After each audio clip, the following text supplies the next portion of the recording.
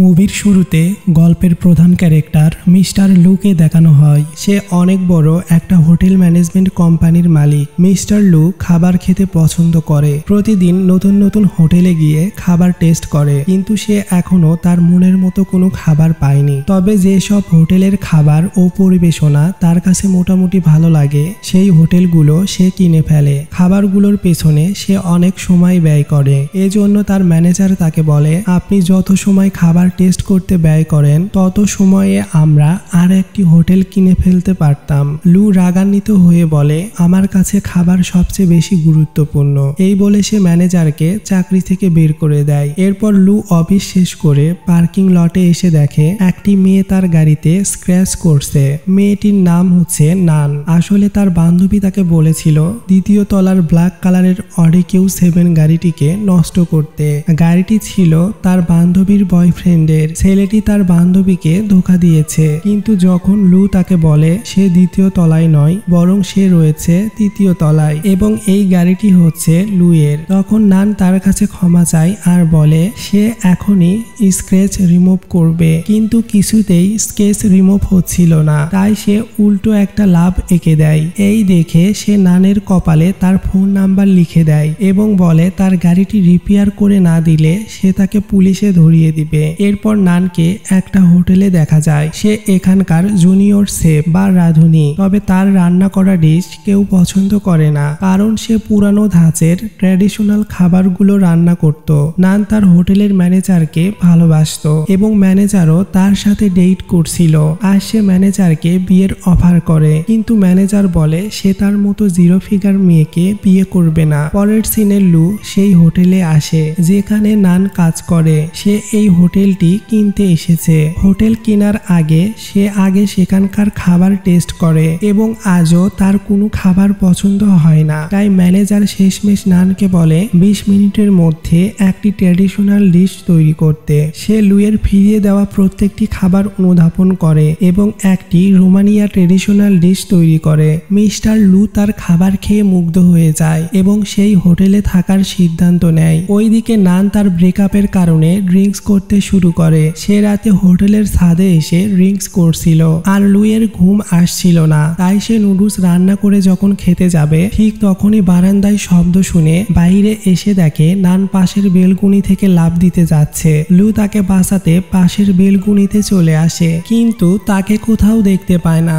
আসলে নান ফ্লোরে শুয়েছিল। সে তার পা ধরে ফেলে। তাকে জিজ্ঞেস করে, আমি কি দেখতে এতটাই খারাপ যে আমার বয়ফ্রেন্ড ব্রেকআপ করে নিয়েছে? সে বলে, তুমি দেখতে মোটেও সুন্দরী নও। এই শুনে নান কান্না করে দেয়। এরপর সে উঠে লুয়ের রুমে ঢুকে পড়ে। লু তাকে বের করার অনেক চেষ্টা করে ব্যর্থ হয়। পরে সে মাতাল অবস্থায় সেখানেই ঘুমিয়ে পড়ে। তাই লু তাকে সুটকেসে ভরে বাইরে রেখে আসে। হোটেলের দুজন স্টাফ তাকে দেখে প্রচন্ড ভয় পায়। এরপর নান ও লুকে পুলিশ স্টেশনে নিয়ে যাওয়া হয়। নান এর বান্ধবী ও লুয়ের অ্যাসিস্ট্যান্ট এসে তাদের দুজনকে সারিয়ে নেয়। নান এর বান্ধবীর পক্ষ থেকে লুয়ের কাছে ক্ষমা চায়। যাওয়ার সময় নান লুকে বলে, আপনি কুকুরের পটির উপর দাঁড়িয়ে আছেন। তখন লুয়ের অ্যাসিস্ট্যান্ট সেখানে গাড়ি নিয়ে চলে আসে এবং মিস্টার লু তার জুতা সেখানেই রেখে চলে যায়। পরের দিন নান হোটেলের একটা গাছের উপর থেকে একটা বাচ্চার ছাতা নামাতে যায়,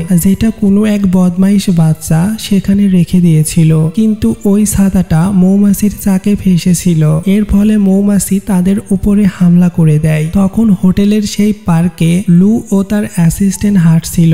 নান এবং বাচ্চারা সেখান থেকে পালিয়ে গেলেও মৌমাছি এসে লুকে কামড়ে দেয়। লু এর মুখের অবস্থা খারাপ হয়ে যায়। এই জন্য নান আবারও তার কাছে ক্ষমা চায়। তখন মিস্টার লু তার অ্যাসিস্ট্যান্টকে দিয়ে নানকে একটি ঘড়ি পরিয়ে দেয়, যার ফলে নান যখনই তার কাছে আসবে তখন সে ঘড়ির মাধ্যমে বুঝতে পারবে এবং সতর্ক হয়ে যাবে। কিন্তু এখনো মিস্টার লু জানে না সে যে খাবারগুলোর প্রেমে পড়েছে সেই খাবারগুলো নান তার জন্য বানায়, এবং নানও জানে না যে লোকটি তার খাবার এতটা পছন্দ করে সেই লোকটি হচ্ছে মিস্টার লু। মিস্টার লু সারাক্ষণ হোটেলে নতুন নতুন ডিশ অর্ডার করতে থাকে এবং নান ওই সমস্ত খাবার বানিয়ে তার কাছে পাঠায়। সে একটার পর একটা স্পেশাল ডিশ বানিয়ে খুবই সুন্দরভাবে মিস্টার লু এর কাছে পরিবেশন করে পাঠাতো এবং মিস্টার লু তার খাবারগুলো তৃপ্তি সহকারে খেয়ে নিত।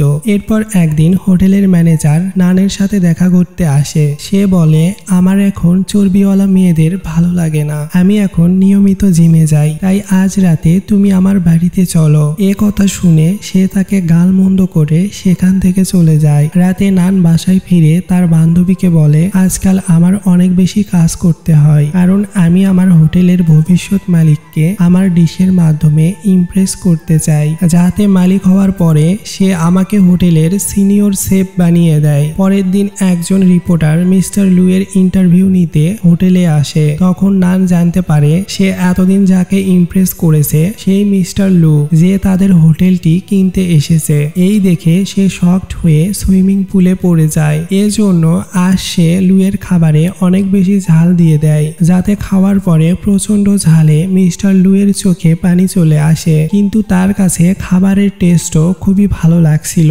এজন্য সে থেমে না গিয়ে খেতেই থাকে। শেষে নানদার পক্ষ থেকে একটা ডিজার্ট বা কেক বানিয়ে পাঠায়, যেটা সে মিস্টার লু এর খাবারের পছন্দের উপকরণ দিয়ে বানিয়েছে। মিস্টার লু এর কাছে ডিজার্টটা এত বেশি ভালো লাগে যে সে তার শেফের সাথে দেখা করার জন্য পাগল হয়ে যায়, যে এতদিন তার জন্য ডিলিশিয়াস খাবারগুলো বানিয়েছিল। কিন্তু নান কিছুতেই তার সামনে যেতে যায় না, তাই মিস্টার লু নিজেই তার সাথে দেখা করার জন্য কিচেনে চলে আসে। কিন্তু নান তার সামনে না এসে সেখান থেকে পালিয়ে যায়, কারণ তার এই ভয় ছিল যে সে যদি তাকে দেখে ফেলে তাহলে হয়তো সে রেগে গিয়ে তাকে হোটেল থেকে বের করে দিবে। সে পালিয়ে ওয়াশরুমে লুকিয়ে থাকে। কিছুক্ষণ পরে মিস্টার লু সেই ওয়াশরুমে যায়। তখন নানের হাত থেকে একটা চামচ পড়ে গেলে সে বিষয়টা লক্ষ্য করে এবং দরজা বন্ধ করে দিয়ে ভিতরে লুকিয়ে থাকে। তখন নান পালিয়ে বের হচ্ছিল আর মিস্টার লু এর কাছে ধরা পড়ে যায়। তখন সে তাকে বলে, তুমি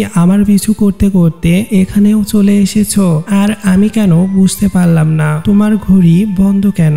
সে বলে, এটার ব্যাটারি ডাউন হয়ে গিয়েছে। তখন একজন লোক সেখানে আসলে এই সুযোগে সে সেখান থেকে পালিয়ে যায়। কিন্তু লু নানের শেফের ইউনিফর্ম দেখে বুঝতে পারে এই মেয়েটি হচ্ছে সেই শেফ যে এতদিন তার জন্য খাবার তৈরি করেছে। পরের দিন নান যখন কাজে আসে, মিস্টার লু তার সাথে দেখা করতে চলে আসে এবং তাকে বলে, এখন পর্যন্ত তুমি আমার সাথে যা কিছু করেছো তার সবকিছু কি কোইন্সিডেন্স ছিল, নাকি তুমি এই সব কিছু জেনে বুঝেই করেছো? তখন নান কিউট ভাবে এক্সপ্রেশন দিয়ে বলে, আমি জেনে বুঝে এইসব করিনি। এরপর মিস্টার লু তাকে কেক বানাতে বলে চলে যায়। পরে সে যখন আরাম করে কেক খেতে নেয় তখন তার বাবা তাকে ফোন করে। তিনি বলেন, তুমি এখনো সেই হোটেলে কি করছো? সেখানকার কাজ দ্রুত শেষ করে অন্য হোটেলের উদ্দেশ্যে যাও। মিস্টার লু এর তার বাবার কথা শুনে অনেক মন খারাপ হয়, কারণ নানের খাবার তার অনেক বেশি পছন্দ হয়ে গিয়েছে। পরের দিন সকালে মিস্টার লু জানতে পারে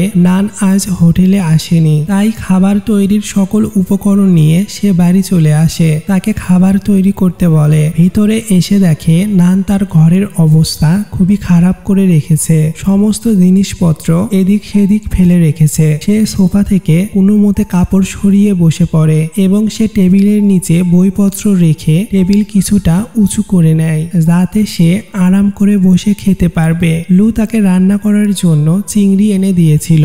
নান খুব যত্ন সহকারে রান্না করে তার সামনে নিয়ে আসে। সে যখন তার পাশে বসতে যায় তখন সে বলে, আমি খাবার একা বসে খাই, এখান থেকে চলে যাও। তাই নান কিচেনে বসে খাবার খায়। নান জিজ্ঞেস করে, আপনি বন্ধু বা পরিবারের সাথে বসে খাবার খান না? তখন লু বলে, তোমার কাছে গোসল করাটা যেমন পার্সোনাল ম্যাটার, ঠিক তেমনি খাবার খাওয়াটাও আমার কাছে পার্সোনাল ম্যাটার। মিস্টার লু আরো বলে, তোমার ঘরের জানালার কোনো পর্দা নেই কেন? সে বলে, আমার সূর্যাস্ত খুবই পছন্দ, কিন্তু আমার বিল্ডিং থেকে সানসেট ভালোভাবে দেখা যায় না। এর কিছুক্ষণ পর নান খাওয়া শেষ করে দেখে লু সেখানেই ঘুমিয়ে পড়েছে। পরের দিন লু ঘুম থেকে উঠে বুঝতে পারে গত রাতে সে এখানেই ঘুমিয়ে পড়েছিল। সে নানকে খুঁজতে তার রুমে চলে আসে। দেখতে পায় সে এখনো ঘুমিয়ে আছে। ওই দিনের পর থেকে মিস্টার লু প্রতিদিন মুদির জিনিসপত্র নিয়ে নানের বাসায় চলে আসে এবং তাকে রান্না করতে বলে। খাবার খেয়ে প্রায় সময় সেখানেই ঘুমিয়ে পড়ে।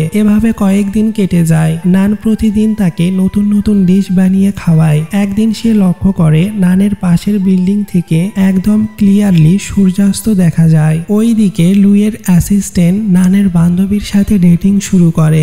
একদিন একদিন রাতে খাবার খাওয়ার সময় হঠাৎ প্রচন্ড বৃষ্টি শুরু হয়। নানের ঘরে লিকেজ হচ্ছিল, এজন্য তারা দুজন ছাতা নিয়ে বসে থাকে। বৃষ্টি থেকে বাঁচার জন্য তারা বাইরে চলে আসে। বাইরের পরিবেশটা তারা খুবই এনজয় করে, কিন্তু কিছুতেই বৃষ্টি কমছিল না। তাই তারা একটি বাসে উঠে পড়ে। সেখানে তারা দুজন খুবই কাছাকাছি চলে আসে। তারপর সে নানকে তার বাসায় পৌঁছে দেয়। বেরোনোর সময় নানের কুকুরটা তার কাছে খাবারের বাটি নিয়ে আসে, কারণ কুকুরটি খুবই ক্ষুধার্ত ছিল। সে তাকে খেতে দেয়। তারপর কয়েকদিন মিস্টার লু নানের বাড়িতে আসে না এবং সে হোটেলেও ছিল না। তাই নান তার বান্ধবীকে নিয়ে লুয়ের বাড়িতে চলে আসে। লুয়ের অ্যাসিস্ট্যান্ট তাদেরকে ভিতরে আসতে বলে, কিন্তু বিনা অনুমতিতে লুয়ের সাথে দেখা করতে পারবে না। তাই সে এক দৌড়ে বাড়ির ভিতরে চলে আসে।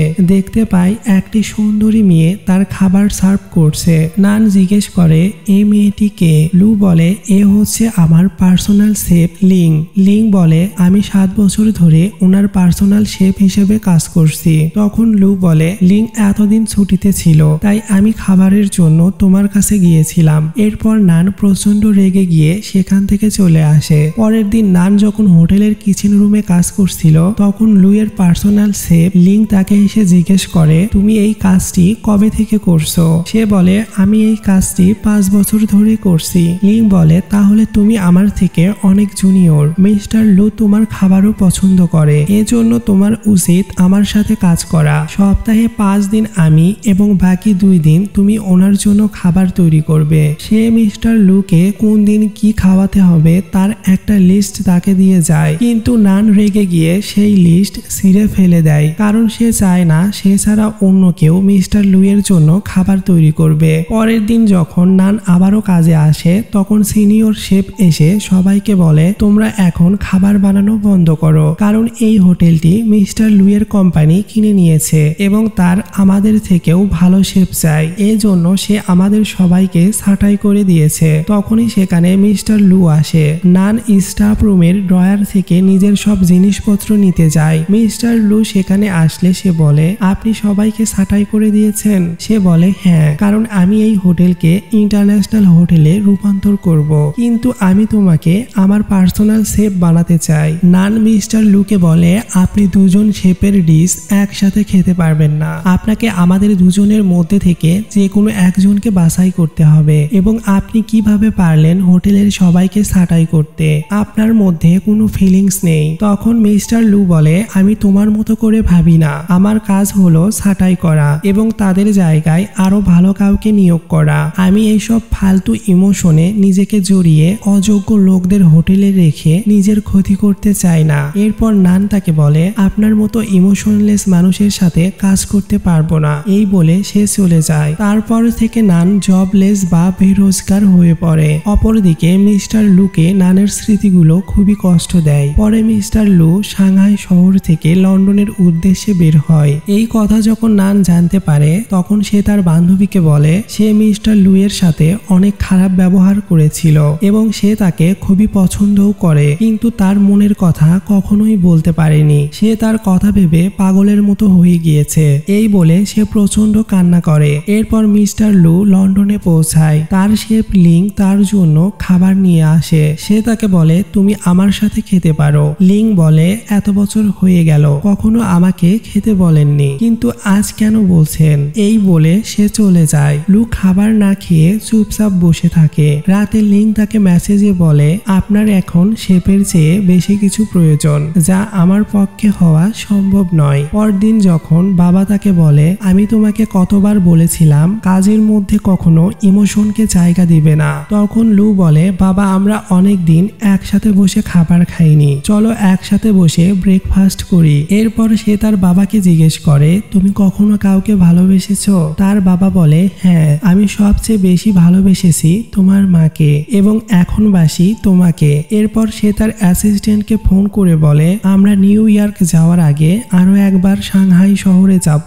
এদিকে বেরোজগার নান মিস্টার লুয়ের দেওয়া ঘড়িটি বিক্রি করতে আসে। তখন হঠাৎ ঘড়িটিতে অ্যালার্ম বাজতে শুরু করে এবং সে পিছনে তাকিয়ে মিস্টার লুয়ের গাড়ি দেখতে পায়। তাকে দেখতেই সে ট্যাক্সি নিয়ে সেখান থেকে পালিয়ে যায়। সে পালিয়ে একটি সবজি মার্কেটে এসে লুকিয়ে থাকে। মিস্টার লু তার পিছু করে সেখানে চলে আসে। তাকে তাকে কোথাও খুঁজে না পেয়ে ঘড়িটির মাধ্যমে তার লোকেশন খুঁজে পায়। এখানে এসে দেখতে পায় নান তার ঘড়িটি কুকুরের গলায় ঝুলিয়ে পালিয়ে গিয়েছে। সে নানের কুকুরকে বলে, তুমি যদি নানকে খুঁজতে সাহায্য করো তাহলে আমি তোমাকে ভালো খাবার খেতে দিব।